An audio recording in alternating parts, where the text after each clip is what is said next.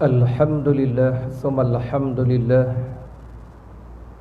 Alhamdulillahi rabbil alamin. Wassalatu wassalamu ala sayyidil mursalin Sayyidina wa maulana Muhammadin wa ala alihi wa ashabihi ajma'in. Rabbi syrah li sadri wa yassir li amri wahlul 'uqdatam min lisani yafqahu qawli.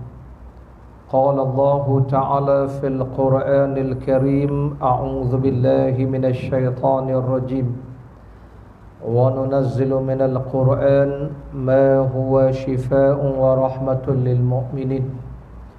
Para jemaah hadirin hadirat muslimin muslimat yang dirahmati Allah Ta'ala sekalian, alhamdulillah malam ini kita bertemu dalam suasana yang agak berbeza.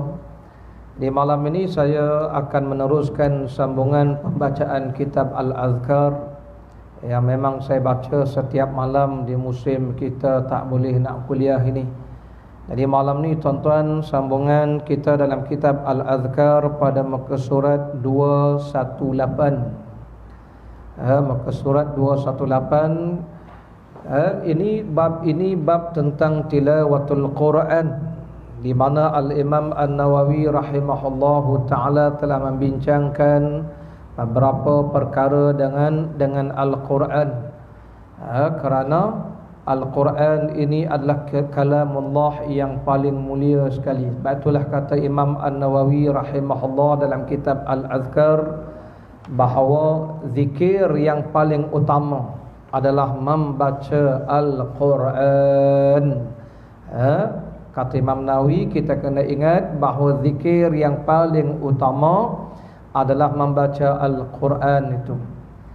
Kita disuruh berzikir, menyebut nama Allah Subhanahu wa ta'ala. Dan waktu yang paling utama membaca Al-Quran ialah di dalam solat. Itu sebaik-baiknya. Dan waktu yang paling bagus sekali dalam solat di tengah malam ataupun di akhir 1/3 yang akhir malam. Itu kalau nak ambil waktu yang terbaik membaca Al-Quran. Namun demikian, kata Imam Nawawi, oleh kerana Al-Quran ini kalamullah, bila-bila pun bagus kita baca, di mana pun elok kita baca, apa keadaan pun kita baca Al-Quranul Karim. Cuma nak disebutkan di sini waktu terbaiknya ialah dalam solat. Di luar solat itu bagus juga, bagus, tapi paling bagus dalam solat. Bila-bila pun bagus, nak yang paling bagus sekali ialah di 1/3 yang akhir malam. Kemudiannya Al-Imam An-Nawawi rahimahullah membincangkan dalam kitab ini perkara yang bersabit dengan Al-Quran. Malam ini kita nak bincangkan ialah beberapa perkara yang bersabit dengan Al-Quran pada bilangan 331. Qala musannif rahimahullahu ta'ala, kata Al-Imam An-Nawawi rahimahullah, wa nafa'ana bi ulumihi fid darain.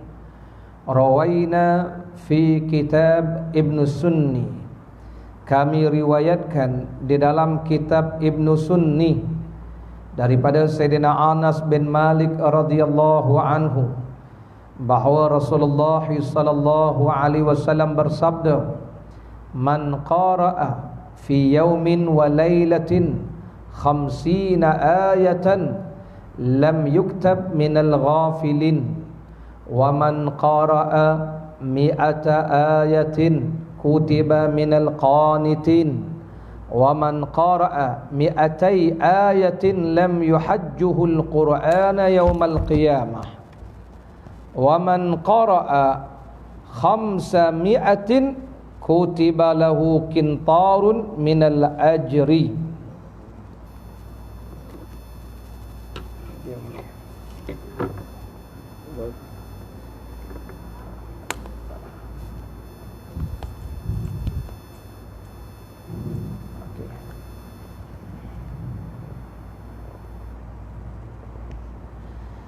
Baik. Arti sabda Rasulullah sallallahu alaihi wasallam, sesiapa yang membaca 50 ayat sehari semalam, sesiapa membaca Al-Quran 50 ayat sehari semalam, dia tidak dimasukkan dalam golongan orang-orang yang lalai, dipanggil ghafilin, ghaflah. Kita ni kan lalai, selalu lupa, selalu lalai. Maka siapa-siapa yang melazimkan setiap hari baca 50 ayat sehari semalam, maka terhindar daripada golongan orang lalai. Sesiapa yang membaca 100 ayat sehari semalam, dia dimasukkan dalam golongan orang yang taat minal qanitin. Dan sesiapa yang membaca sehari semalam 200 ayat Al-Quran, tidak akan mendakwa pada hari kiamat. Quran tidak akan mendakwanya pada hari kiamat. Dan sesiapa yang membacanya 500 ayat, diberikan kepadanya pahala yang banyak. Ini cerita tentang kelebihan orang yang membaca Al-Quran. Lagi banyak, lagi bagus. Disuruh kita ni banyak-banyak membaca Al-Quran. Para jemaah yang dirahmati Allah, kalau boleh sampai 500 ayat sehari semalam. 500 ni banyak mana agak-agak kita? Tak banyak tuan-tuan, 3 juzuk, 4 juzuk lebih kurang ya. Lebih kurang. Kalau suratul Baqarah ada 286 ayat. Surah Baqarah berapa juzuk Syafiq? 2 juzuk setengah, lebih kurang 2 juzuk setengah. Itu 286 ayat. Tapi suratul Baqarah panggil dia surah dia panjang-panjang. Kita baca qul huwallah lah, pendek sikit. Qul huwallah tu pendek. Qul huwallah ada berapa ayat? 4 ayat. 4 ayat kalau nak baca 200 kali, kena ulang 50 kali dah. Maknanya itu orang yang membaca 500 ayat. Baik, para jemaah yang dirahmati Allah Ta'ala sekalian, ini kelebihan, ini kemuliaan yang Allah beri terhadap orang yang membaca Quran. Jadi kita ni kadang-kadang kena juga ada azam, cita-cita nak baca sebanyak-banyak mungkin Al-Quran dalam sehari. Paling bagus 500 kali, 500 ayat. Kemudiannya kurang sedikit 200 ayat. Kalau dia baca 200 ayat, nanti Al-Quran tidak akan mendakwanya. Rasulullah kan pernah bersabda, kam min qari'in, berapa ramai orang baca Quran, Quran akan mendakwanya, melaknatnya hari akhirat nanti. Quran akan dakwa dia balik.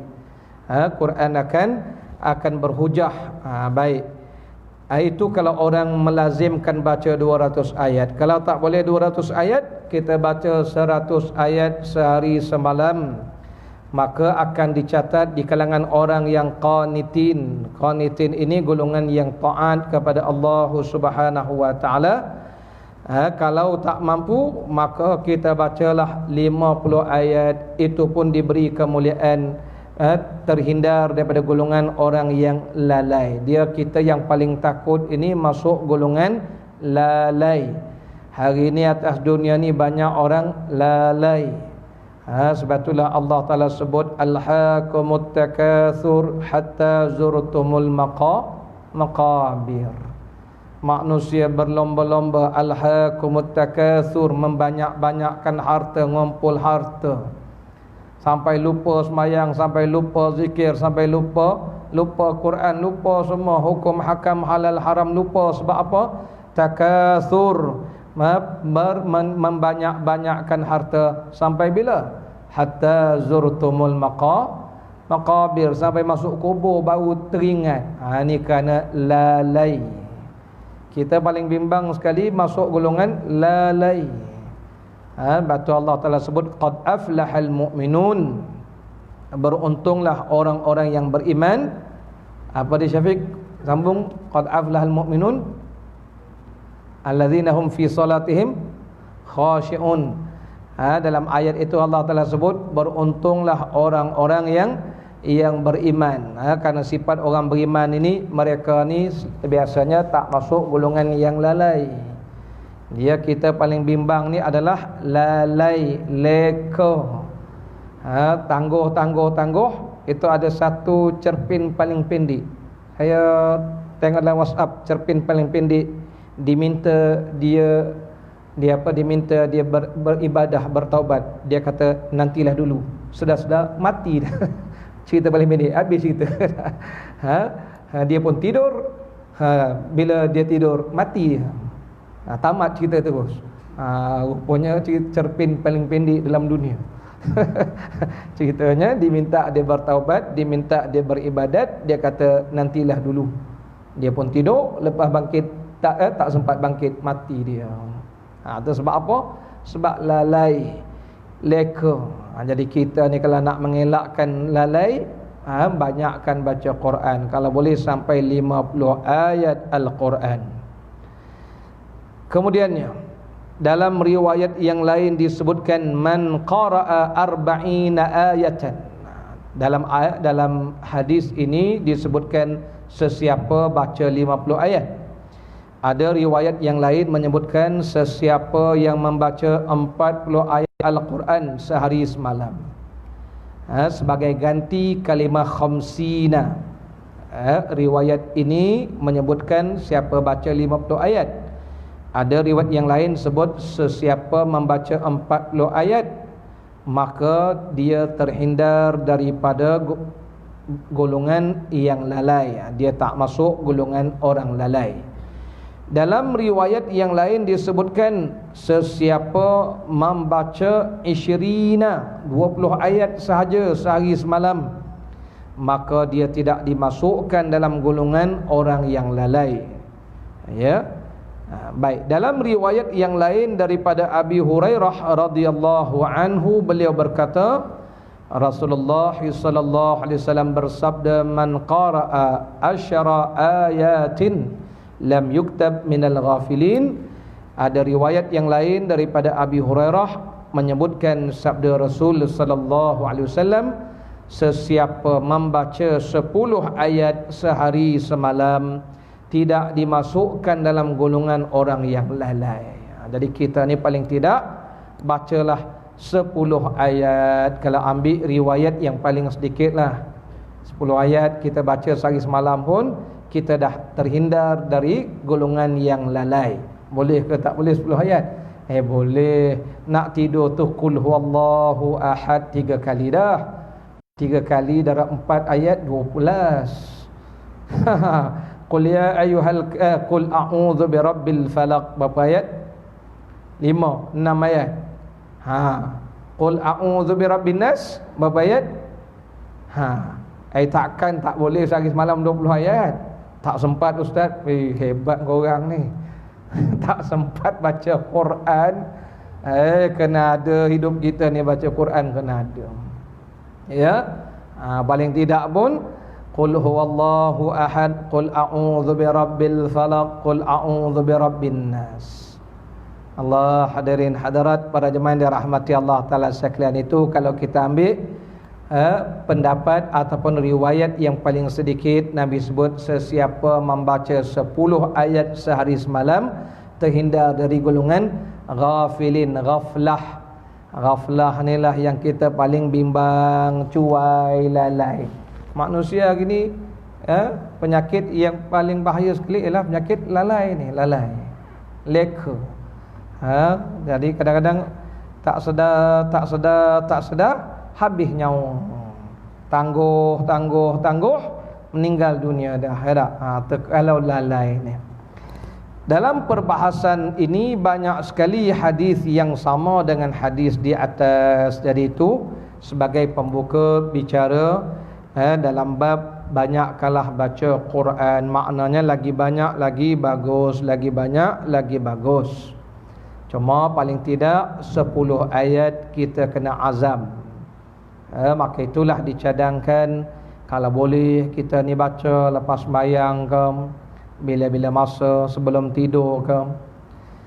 Qala musannif rahimahullah, seterusnya kami juga meriwayatkan banyak hadis tentang kelebihan membaca satu surah penuh dalam sehari semalam. Di antaranya ini antara surah-surah yang digalakkan kita baca sampai habis sehari semalam, antaranya surah Yasin, surah Al-Mulk, surah Al-Waqi'ah dan surah Ad-Dukhan.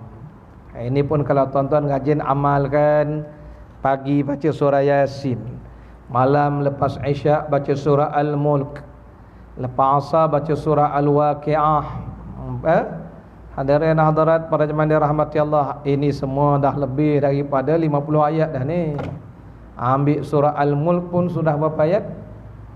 Al-Mulk sudah 30 ayat ya. Yasin 86 ayat kan. Tuan-tuan baca Yasin 86 ayat dah, banyak dah.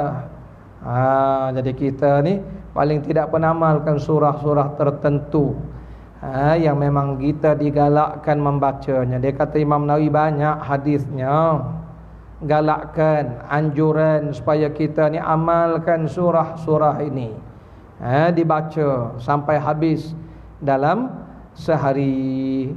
Baca sampai habis tu, pagi ke ambil masanya. Antaranya daripada Abi Hurairah radhiyallahu anhu, daripada Rasulullah sallallahu alaihi wasallam baginda bersabda, man qara'a Yasin fi yawmin wa lailatin ibtigha'a wajhillahi ghufira lahu. Sesiapa yang membaca surah Yasin dalam sehari semalam, sama ada dia baca pagi hari ataupun bila-bila lah, sehari semalam tu dia ambil satu masa baca Yasin, ibtigha'a wajhillah, dengan niat nak mengharapkan wajah Allah, redha Allah Ta'ala, ghufira lahu, maka dia akan mendapat keampunan, dia akan diampuni. Saya ingat yang masih lagi mengamalkan baca surah Yasin lepas subuh ni Masjid Kampung Baru. Daripada zaman dulu-dulu lagi sampai hari ni masih diamalkan. Orang dok sebutlah bid'ah ke itu ini, dak, dia orang baca juga. Kita yang dok kata bid'ah langsung tak baca tu dah. Allah, berdoa sungguh kata. Padahal Nabi kata siapa-siapa baca surah Waqi'ah, surah Yasin ini, Allah Ta'ala akan ampunkan dosa-dosa, jadi pelindung dia. Ini antara dipanggil ayat-ayat pelindung-pelindung. Atau orang dulu rajin beramal, orang sekarang ni bukan rajin beramal, rajin komplain aja. Maka kurang amal, makin kurang amal lagi ni. Bila dah makin kurang amalan, banyaklah gangguan-gangguan yang berlaku. Padahal Yasin ini menjadi pelindung kita kalau baca hari-hari ini. Itu yang pertama sekali. Dalam riwayat yang lain disebutkan, man qara'a surat ad-dukhani fi lailatin asbaha maghfuran lahu. Sesiapa yang membaca surah ad-dukhan pada malam hari, dia bangun di pagi hari dengan telah diampuni dosa-dosanya. Dalam riwayat yang lain daripada Ibnu Mas'ud radhiyallahu anhu, saya mendengar Rasulullah sallallahu alaihi wasallam bersabda, man qara'a suratal waqi'ati fi kulli lailatin lam tusibhu faqah. Sesiapa yang membaca surah Al-Waqi'ah setiap malam, nescaya tidak akan ditimpa kemiskinan. Ini antara surah-surah yang digalakkan kita membacanya. Apa dia tuan-tuan? Yasin, apa lagi? Ad-Dukhan, lagi Al-Waqi'ah. Jadi pelajar-pelajar kita memang tiap pagi kita dah latih mereka baca Yasin. Ada hari baca Ad-Dukhan, ada hari kita baca surah Al-Hasyr, ada hari kita baca surah ini supaya dapat jadi amalan kebiasaan. Nak mengelakkan faqah ni orang panggil jangan jadi papa kedana miskin. Bacalah suratul Waqi'ah. Baik, ini surah-surah yang dianjurkan kita baca. Seterusnya daripada Jabir radhiyallahu anhu, Beliau berkata, sesungguhnya Rasulullah sallallahu alaihi wasallam setiap malam tidaklah tidur baginda sampailah Nabi terlebih dahulu akan membaca Alif Lam Mim Tanzilul Kitab, surah Sajadah, dan Tabarakalladzi biyadihil mulk. Tabarakal mulk, surah Al-Mulk. Ini jadi amalan Rasul sallallahu alaihi wasallam sebelum tidur. Kita pun begitu, kalau boleh amalkan sebelum tidur. Kalau tak boleh kedua-dua surah ni, paling tidak bacalah surah Al-Mulk. Satu hari seorang sahabat singgah di suatu tempat. Dia tak sedar tempat itu adalah tanah kuburan. Dia transit, dia pacak kemah. Malam hari itu dia dengar ada suara membaca Al-Mulk. Dia tak tahu tu tanah kubur. Kalau tidak, cabut ya. Orang Arab ni kubur dia tak macam kubur kita, tuan-tuan. Kubur kita seram. Kubur Arab ni kadang-kadang tak macam kubur. Baik. Jadi dia pasal kemah, dia dengar dipanggil ada orang baca surah Al-Mulk. Pagi hari itu dia jumpa Rasul sallallahu alaihi wasallam. Dia pun cerita, agaknya pagi hari baru dia perasan tempat itu tanah kubur. Dia pun balik cerita ke Rasul sallallahu alaihi wasallam. Apa jawab Nabi? Jawab Nabi, surah Al-Mulk itu mani'atun wa munjiyatun. Surah Al-Mulk itu mani'ah, menjadi pelindung dia daripada azab kubur. Munjiyah, dan surah Waqi'ah itu menjadi kelepasan dia, kelepasan dia daripada azab kubur. Jadi kita ni antara amalan yang kita jangan lupa buat ialah malam-malam lepas Isyak baca surah Al-Mulk ini. Kerana orang yang mengamalkan surah Al-Mulk antara mereka nanti yang terselamat daripada soal mukar dan nakir. Benda yang paling kita takut, tonton, soal mukar nakir. Jangan kata mukar nakir tanya, KKM tanya pun kita kecut Syekh. Tadi Encik Nazri duduk depan tadi, tanya dah asyik baik suhu kita, tanya gimana. Kalau tanya susah kat saya. Dia bab tanya ni kita kadang naik hot temper kat. Tanya apa tanya? Ini malaikat tanya Syekh. Malaikat tanya, ya Rabb, kalau boleh kita selamatlah daripada soal mukar nakir ni. Jadi antara orang yang selamat daripada soal mukar nakir, orang yang sering mengamalkan surah Al-Mulk. Kata Sayyidina Jabir, ini amalan yang tidak ditinggalkan oleh Rasulullah sallallahu alaihi wasallam. Sebelum tidur Nabi akan baca surah Al-Mulk. Dan saya mengajar di beberapa surau masjid, sudah mula lepas Isyak baca surah Al-Mulk sekarang ni. Adalah beberapa surau masjid, antaranya Safni. Cuma Safni kadang-kadang dia tak konsisten, kadang baca kadang tak baca. Ala kulli hal, tapi dia dah mulalah lepas Isyak baca surah Al-Mulk. Ala kulli hal, kita pun boleh buat, nak buat tak ada masalah. Sama ada nak buat lepas Isyak ataupun lepas ba'diyah. Cuma adalah suara-suara sumbang nanti tuan-tuan, ini bid'ah. Biasalah tuan-tuan, bid'ah aja. Ya, nak buat macam mana? Yang sebut bid'ah tu pun dia pun tak buat juga. Ala kulli hal, saya tak kisah tuan-tuan, nak buat boleh, tak buat tak apa. Yang penting kita beramal. Tak buat di surau, kita buat di rumah. Baik. Cuma nak sebut, memang Rasulullah sallallahu alaihi wasallam telah menyebutkan ini antara surah-surah penyelamat kita daripada azab kubur. Nabi sebut dalam Quran itu ada satu surah yang mengandungi 30 ayat. Ianya menjadi penyelamat di alam kubur. Lalu Nabi menyebutkan iaitulah surah Al-Mulk. Tabarakalladzi biyadihil mulk itu.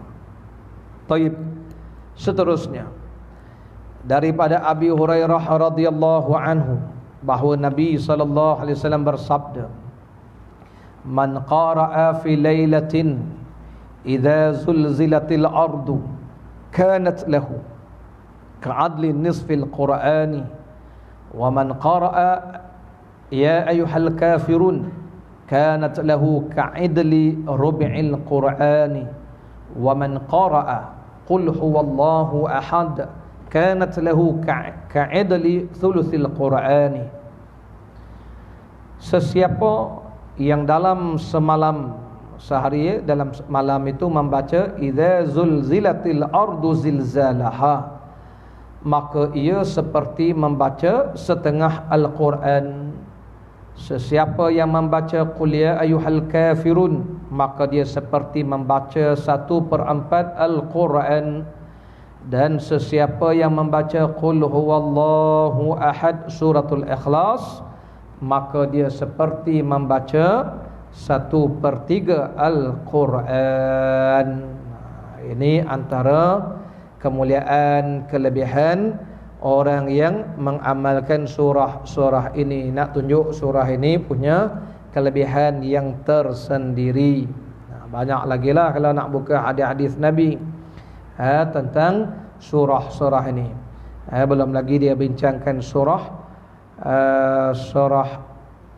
apa dia, surah muawwidhataini, qul a'udzu birabbil falaq, qul a'udzu birabbin nas, pun semua ada kelebihannya. Akhir sekali, dalam riwayat yang lain disebutkan man qara'a ayatal kursi wa awwala hamim usima dzalikal yaum min kulli su'.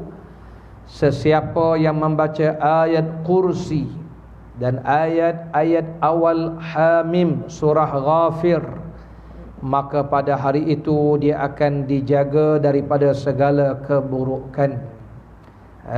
Baik, berhubung dengan ayatul kursi ini, saya pun nasihatkan diri saya, tuan-tuan, jangan lupa baca, paling tidak pun lepas solat, kerana Rasulullah sendiri berpesan, sesiapa yang membaca ayatul kursi selepas solat, tidak ada yang menghalangnya masuk syurga kecuali kematian. Apa maksud kecuali kematian?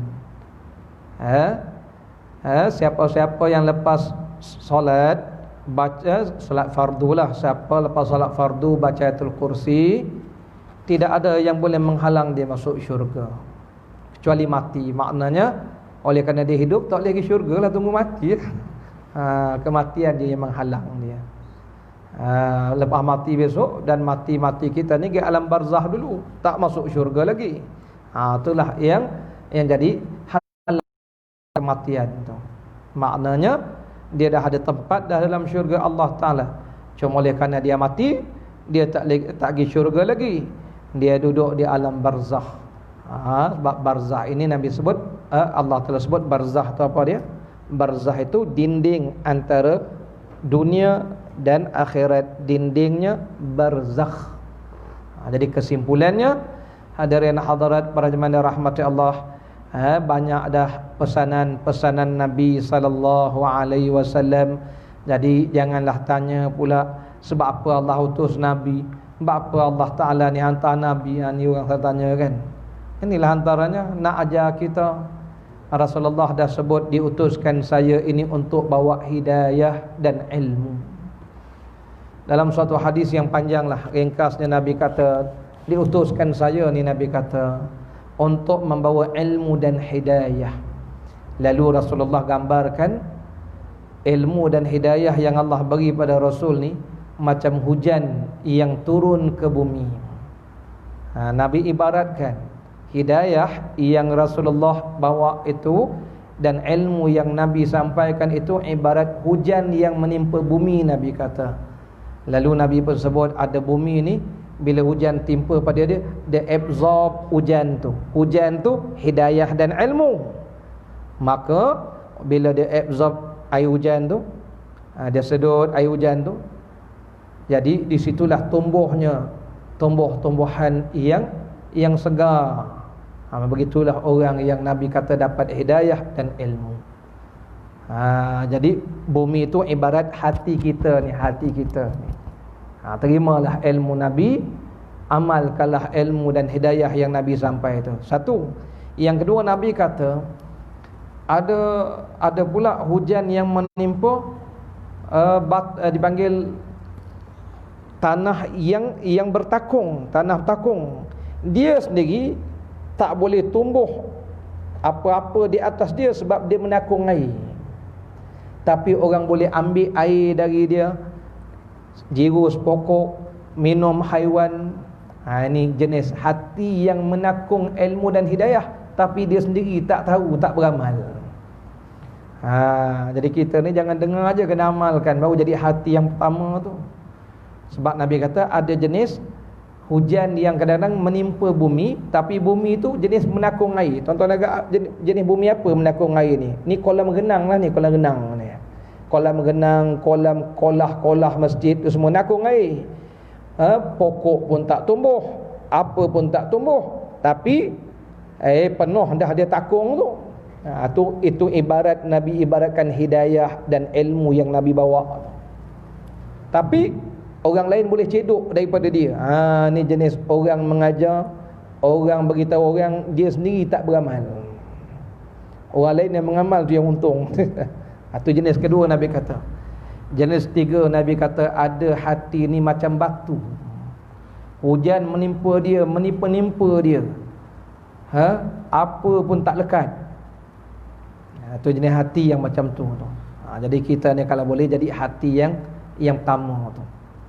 Sebab Nabi dah gambarkan saya ni Allah utuskan membawa hidayah dan ilmu, Nabi kata. Jadi kesimpulannya tuan-tuan, inilah tujuan Allah utus Rasul nak menyampaikan.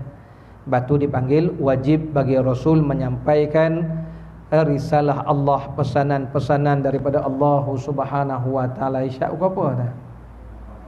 Tambah 40. Bola 831. Baik. Baik, itu hadirin hadirat para jemaah yang dirahmati Allah taala sekalian. Taib. Maka kita ni dah dengar dah banyak ayat-ayat Al-Quran, hadis-hadis Nabi sallallahu alaihi wasallam.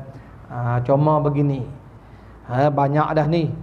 Mana satu nak amal ni? Yasin ke, Ad-Dukhan ke, Al-Waqi'ah ke, Idza zulzilatil ardu ke, Ya ayyuhal kafirun ke, Qul huwallah ke, Qul a'udzu birabbil falaq, Qul a'udzu birabbin nas, Ayatul Kursi. Demam ustaz muntah belaka ni. Dia beginilah tuan-tuan, mana-mana yang tuan-tuan buat semuanya bagus belaka. Cuma jadikan satu daripadanya amalan kita. Kalau tak boleh buat semua, kata Imam Nawawi, jangan tinggal semua. Tak boleh buat semua, jangan tinggal semua. Sebab tu saya pesan tadi, paling tidak Ayatul Kursi baca sehari semalam. Tak sempat, lepas mayang tu nyempat-nyempatkanlah buat lepas mayang. Kalau sibuk macam mana pun, Assalamualaikum warahmatullahi, Assalamualaikum warahmatullahi, jangan lupa Astaghfirullah 3 kali, Allahumma antas salam sekali, Ayatul Kursi baca. Lepas tu nak gigi lah, ataupun sambil jalan tu bacalah Ayatul Kursi. Kalau dah sibuk sangat tu, baca juga Ayatul Kursi sambil berjalan tu. Lepas tu doa lah. Sebab ada sahabat bertanya, Ya Rasulullah, ayat doa asma', bilakah doa yang paling Allah dengar sekali? Nabi kata, doa yang paling Allah dengar di 1/3 hujung malam. Yang kedua, selepas sembahyang. Lepas sembahyang fardu ni waktu mustajab doa. Jadi kalau orang kata saya sibuk ustaz tak sempat, saya pesan istighfar 3 kali takkan tak sempat. Astaghfirullah, astaghfirullah, astaghfirullah, Allahumma antas salam wa minkas salam wa ilaika ya'udus salam. Okey. Kursi sambil jalan pun boleh. Doa jangan tinggal. Kalau doa nak baca panjang-panjang agak payah, tuan-tuan angkat tangan, Ya Allah, macam biasa je lah, amin. Tu kronik sungguhlah tu. Tu doa paling ringkas. Macam biasa. Dia dah package dengan Tuhan ya. Allahu akbar kabirah. Baik tuan-tuan, jangan tak sempat tuan-tuan ya. Ada pepatah menyebutkan, kalau tak sempat dengan Allah, nanti Allah tak sempat dengan kita. Jangan kita kata lupa, nanti Allah lupakan kita. Jangan tak sempat dengan Allah, nanti Allah tak sempat dengan kita. Jadi kesimpulannya, inilah apa yang dapat saya ingatkan. Paling tidak pun kita amalkanlah beberapa amalan yang boleh kita buat. Tak boleh buat semua, buatlah sebahagian. Baik, ayatul kursi itu satu yang kita nak pesan buat lepas solat ataupun bila-bila lah sehari semalam. Yang kedua kalau kita nak amalkan lagi ialah surah Al-Mulk setiap malam lepas Isyak itu, kerana ia akan menjadi pelindung kita, penyelamat kita daripada soal mukar nakir. Nabi sebut hiya al-mani'atu, dia adalah pelindung kita. Mani'ah, kita ni tuan-tuan kalau tahu ada benda boleh lindung, pakat beli orang naik motor besar, cari baju kalis cala kalis itu kalis ini kan, sanggup beli ribu-ribu. Kita ni surah Al-Mulk itu pelindung kita. Sebab tu jangan lupa amalkan. Mudah-mudahan nanti jadi macam sahabat tadi, dah mati pun dia masih dengar lagi orang tu baca surah Al-Mulk dalam kubur itu. Sampai mati hamba Allah tu masih membaca surah Al-Mulk. Dan ada sahabat saya cerita, almarhum ayah hendanya memang itulah, tak lupa mengamalkan surah Al-Mulk lepas Isyak sampailah ayah dia meninggal.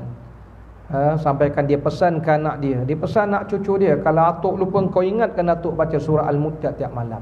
Kalau atuk dah tak ingat, kau bacakan atuk. Dia suruh bacakan supaya dia boleh ikut nanti. Ialah betul tuan-tuan, bila kita dah sakit nak baca pun tak larat, tapi orang baca kita boleh ikut. Sampai tahap tu kita kalau boleh dengan Al-Mulk itu. Apalagi tuan-tuan nak amalkan nak amalkan surah Yasin. Ini biasa orang baca setiap subuh sebenarnya, Yasin setiap subuh.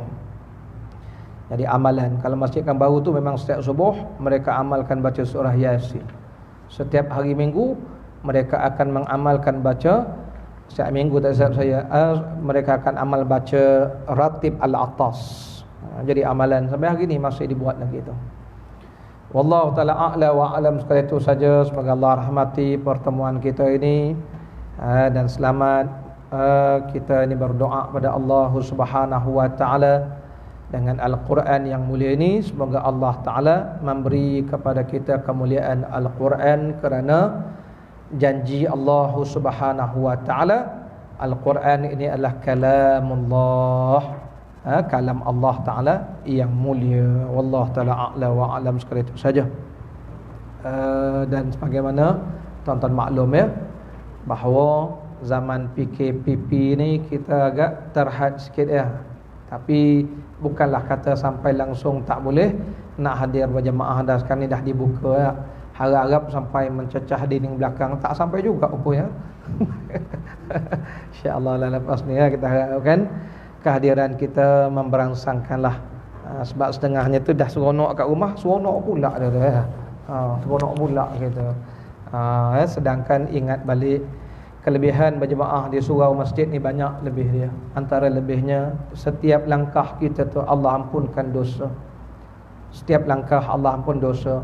Satu langkah lagi diangkat darjat, satu langkah diampun dosa, satu langkah diangkat darjat, sampailah kita jejak tangga masjid itu. Itu tak ada di rumah kita, tak dapat kelebihan macam tu. Baik, itu yang pertama. Yang keduanya, kita berjemaah ni sebenarnya kita menghidupkan syiar agama Allah Ta'ala, lambang agama. Lambang agama. Sebab tu tuan-tuan tengok gereja sunyi tak hidup, sebab tak ada jemaah dia. Memang dia tak jemaah pun.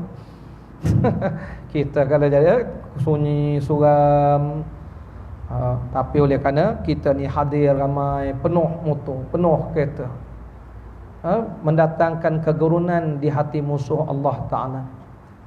Dan silap-silapnya setengah orang mendapat hidayah. Saya teringat, saya nak habiskan masa ni seminit lagi.